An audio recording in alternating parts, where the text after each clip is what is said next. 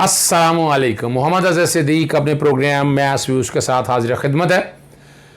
सियासी गुफ्तगू अभी होनी है और कोशिश करूँगा बड़ी तफसीली बात होनी है।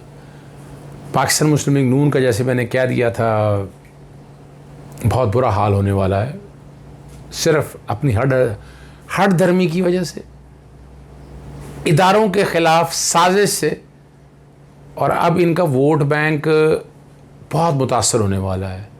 मैंने तफसीली गुफ्तगू करनी है आपके साथ। कोशिश करेंगे पॉलिटिकल डायरीज़ में इरफान हाशमी के साथ होगा या पॉलिटिकल डायरीज़ में ख़ुद करूँगा, तो उसमें मैं फिर अब तफसीली आपको सारी मैं बताऊँगा क्या मैं देखता हूँ कि उसमें मैं कैसे आप तक चीज़ें क्लियर करूँ।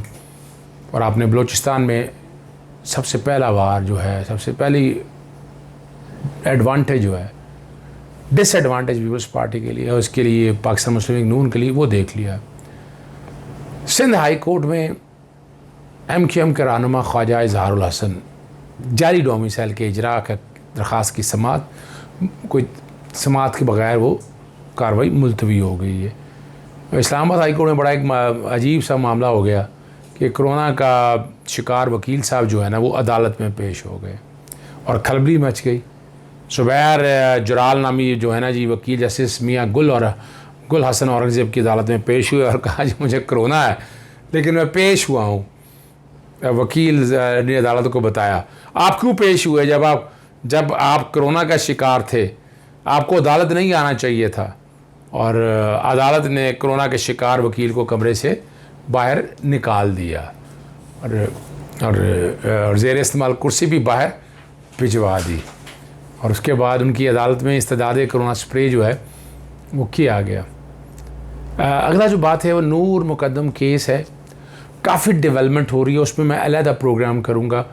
पोस्टमार्टम की रिपोर्ट भी आ गई लेकिन असल हक़ाइक़ आप तक नहीं पाए जाते।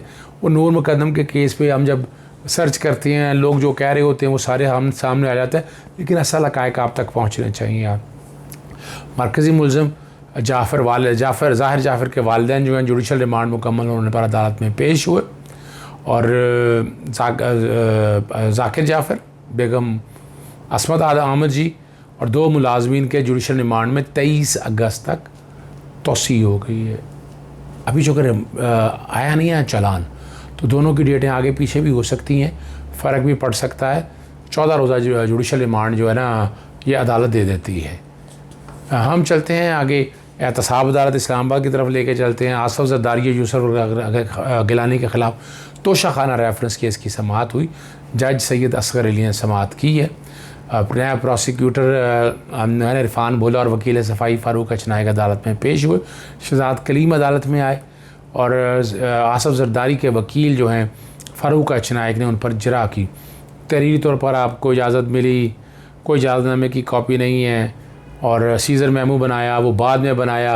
ये मुख्तलिफ़ सवाल हैं जो टैक्टिक्स खेलने के हवाले से किए जाते हैं। और फिर ये बयान भी कि आपने किसी के कहने पर बयान झूठा दिया, ये एक नॉर्मल प्रोसीजर है, कोई ऐसी अनोखी चीज़ें नहीं हैं जी। और गवाह एक और मौजूद था लेकिन फ़ारूक अचनायक ने कहा कि उन्हें हाई कोर्ट के डिवीज़न बेंच में जाना है और इस बात पर अदालत ने उन्हें इजाज़त दे दी और केस की समाअत जो है ना अदालत ने जो जज सैयद असगर उन्होंने मुलतवी कर दी है। और सैयद मोहम्मद बिलाल जो है उसका बयान कलम का देना शुरू कर दिया। बहरहाल अदालत ने केस की समाअत 16 अगस्त तक मुलतवी कर लिया और मोहम्मद बिलाल का बयान, इसे हम कहते हैं एग्ज़ामिनेशन चीफ, वो रिकॉर्ड कर लिया है। और आइंदा समाअत पर नया के जो दूसरे गवाह हैं अब्दुल रशीद उसको भी तलब कर लिया। एहतसाब अदालत कराची के लिए चलते हैं। आगा सिराज जिलानी के ख़िलाफ़ आमदन से ज़ायद असासाजात जो केस है रेफरेंस की समाअत, मुलज़िमों के वकला के एतराज़ात पर फ़ैसला महफूज कर लिया और अदालत ने जो है ना उनके फ़ैसला जो है ना एतराज़ात मुस्तरद कर दिए। मुलज़िमों के वकला ने नैब के पेश होने के लिए इलेक्शन कमीशन के गवाह पर एतराज़ात किए थे। गवाह ने जो दस्तावेज़ात पेश किए उनकी अथॉरिटी नहीं है। ये हम नॉर्मल प्रोसीजर इस तरह के लेते रहते हैं टेक्निकल खेलने के लिए ताकि डिले हो सके। आइंदा समाअत पर इलेक्शन कमीशन के गवाह का बयान रिकॉर्ड किया जाएगा। 2 सितंबर तक अदालत ने केस की समाअत मुलतवी कर दी है। आगे आपके सामने है ना डॉक्टर अब्दुल कदीर का केस है, उनकी आज़ादाना नकलो हरकत के हवाले से सुप्रीम कोर्ट में केस है। जस्टिस उमर अता बंदयाल साहब की सरबराही में 3 मेंबर बेंच ने केस की समाअत की है। अदालत को बताया गया कि दरख्वास्त पर हुकूमत की जानिब से पाबंदियाँ आयद की गई हैं। सुप्रीम कोर्ट के सामने जब बात आया, supreme court additional attorney general को आइंदा समाअत पर डॉक्टर अब्दुल कदीर के अहल खानों से मुलाकातों की इजाज़त से मुतल्लिक रिपोर्ट जमा कराने का हुक्म दिया। बताया जाए डॉक्टर अब्दुल कदीर खान को कानूनी तौर पर किससे मिलने की इजाज़त है। हुकूमत डॉक्टर अब्दुल कदीर खान के जिस्मानी और ज़हनी सेहत के तनासर में ठोस इक़दाम करे। डॉक्टर अब्दुल कदीर खान से अटॉर्नी जनरल ने कुछ रोज़ पहले मुलाकात की थी। एडिशनल अटॉर्नी जनरल ने अदालत को बताया डॉक्टर अब्दुल कदीर साहब के बहुत सारे इशू हल हो गए हैं, ये उन्होंने बताया। डॉक्टर अब्दुल कदीर अदालत में अपना मौक़िफ़ पेश करना चाहते हैं, ये वकील डॉक्टर अब्दुल कदीर के उन्होंने बताया। डॉक्टर साहब जो है ना मुहसिन पाकिस्तान है, जस्टिस उमर अता बंदयाल ने कहा किसी की रजामंदी से बुनियादी हकूक़ मुतासर ख़त्म नहीं होते हैं। डॉक्टर अब्दुल कदीर साहब को सहूलियत दिए जाने का ख्याल रखा जाए और जो हकूक़ हैं वो उन्हें मिलने चाहिए। जस्टिस उमर अता बंदयाल साहब ने ये बताया। डॉक्टर कदीर साहब को घर में हिरासत में रखा हुआ है। वकील जो हैं उन्होंने ये बताया ऐसी बात ना करें जिसका हकीकत से कोई ताल्लुक़ ना हो। जस्टिस उमर अता बंदयाल सितंबर के पहले हफ्ते तक समाअत मुलतवी कर दी। अब के इलेक्ट्रिक के बड़ा ज़बरदस्त केस है। वाजबात की अदायगी पर हट जाने का दावा है। के इलेक्ट्रिक के साबिक मुलाजिम वसीम ने 1 करोड़ 43 लाख रुपये जाने का दावा किया है। 2 सितंबर तक के इलेक्ट्रिक से जवाब तलब कर लिया है। मोहम्मद वसीम को खिलाफ कानून वक्त से पहले नौकरी से निकाल दिया गया है। नौकरी से निकालने पर 40 लाख के वाजबात जो अदा नहीं किए गए और वाजबात अदा करने का पाबंद जो है ये बताया जाए। आगे आपके साथ ले चलते हैं केस के। इसी तरह सिंध हाई कोर्ट में एक केस है, निजी बैंक में रखे हुए सोने के जेवरात के तब्दील करने का मामला है। गिरफ्तार ऑपरेशन मैनेजर जुल्फ़कार जुनेजो ने केस कलअदम करार देने के लिए अदालत से रुजू किया।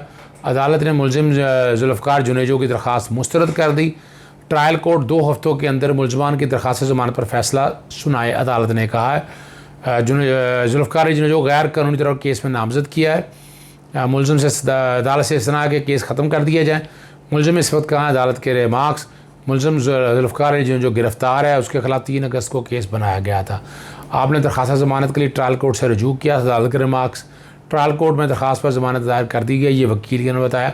मुख्तलिफ सार्फिन की जानिब से गिरवी रखवाए गए सोने के जेवरात चोरी कराए गए। वारदात का इंकशाफ बैंक के गुलिस्तान जौहर ब्रांच के अकाउंट के दौरान हुआ। ऑडिट के दौरान चेक करने पता चला कि लॉकर्स में सोने के जेवरात नकली हैं। अब यहाँ से अंदाज़ा लगा लें। जेवरात के बारे से मालूम हुआ कि जेवरात पीतल के थे जिन पर सोने का पानी चढ़ाया हुआ था। अगला केस जो है हम आपके सामने वो रख रहे हैं, वो बुनियादी तौर पर ये बड़ा ज़रूरी केस है। वो लाहौर हाई कोर्ट में है। NTDC के जो NTDC national transmission and distribution company engineer Zameer Ahmed Khan की तरफ से ये केस दायर किया गया था। जस्टिस अनवार हुसैन की कोर्ट में था, मैं पेश हुआ था उस केस में। ये बड़ा अहम केस है। पावर सेक्टर को तबाह किया जा रहा है, ख़ास तौर पर के इलेक्ट्रिक के जो साबिका मुलाजिम निकाले गए जो काम करते रहे हैं ना, उसको एडवांटेज देने के लिए सारे के सारे पावर सेक्टर में वो बंदे लगा दिए गए हैं। Tabish Kaur special assistant to prime minister, इनकी तैनाती भी चैलेंज की है। Naveed Ismail chairman board of directors और सारे बोर्ड ऑफ डायरेक्टर्स के जितने लोग हैं उन सब को सामने रखा गया है कि कितने लोग हैं ये बोर्ड ऑफ डायरेक्टर्स के, वो सारे चैलेंज किए गए। अजाज़ अहमद को जो MD हैं वो लगा दिया गया है national transmission and distribution company का। आज जवाब दाखिल किया, उन्होंने कहा मेरिट पे, मैंने अदालत को बताया मेरिट पर नहीं है। फिर बताया गया कि इसके एक दरख्वास्त और ज़ेरे समात है। बताया गया उस दरख्वास्त में एक प्रेयर तो हो सकती है, लेकिन इसके अंदर ताबिश गौर की तैनाती को चैलेंज किया गया है। पूरे बोर्ड ऑफ डायरेक्टर जो है NTDC उसको चैलेंज किया गया है। MD जो हैं नेशनल NTDC उनको चैलेंज किया गया है। और ये वकील वही हैं जो ख़ास तौर पर पावर जनरेशन कंपनियों के वकील हैं और इनका मकसद सिर्फ पावर जनरेशन। ये कॉन्फ्लिक्ट ऑफ इंटरेस्ट का केस भी है। अपनी मर्ज़ी से वकला करके और सारा कोशिश की जा रही है कि पाकिस्तानी के इदारों को एक पूरे गैंग्स के तौर पर के इलेक्ट्रिक के साबिक मुलाजमों का झुरमुट यहाँ आ गया है जो लूट मार का बाज़ार गर्म करेगा आने वाले दिनों में। और आने वाले दिनों में पावर सेक्टर का सत्यानाश हो जाएगा। और जिस तरह तैनातियाँ की गई, मिसाल के तौर पर MD जो हैं आज़ाद अहमद, वो $15,000 के करीब तनख्वाह जो है कुछ सब मिला के कुछ 24 लाख रुपए के करीब महीने के तनख्वाह जो है उन्होंने मांगी है। और अब 4 लोगों के नाम मंजूर किए गए थे, वो फेडरल गवर्नमेंट ने डिसाइड करना था, तो 4 नाम भिजवाने के बजाय एक ही नाम भिजवाया गया कि इसको लगा दिया जाए, और वो फेडरल गवर्नमेंट ने नाम लो लगा दिया बग़ैर किसी मेरिट के। पसंद और नापसंद पे ये सारा प्रोसेस चल रहा है। ताबिश गौहर भी के इलेक्टर को रिप्रेजेंट कर रहे हैं और उनके साथ ताल्लुक़ है और वहाँ उनको बचाने आए हैं। मौजूदा गवर्नमेंट में तैनातियाँ भी मेरिट पर, देखें मैं वो केस रख रहा हूँ जो वाकई मेरिट पर नहीं है, मेरिट पर नहीं हुई हैं। बहरहाल ये मैंने चीज़ पोजीशन आपके सामने रख दी। इजाज़त चाहूँगा। अस्सलाम वालेकुम, अल्लाह हाफ़िज़, पाकिस्तान जिंदाबाद।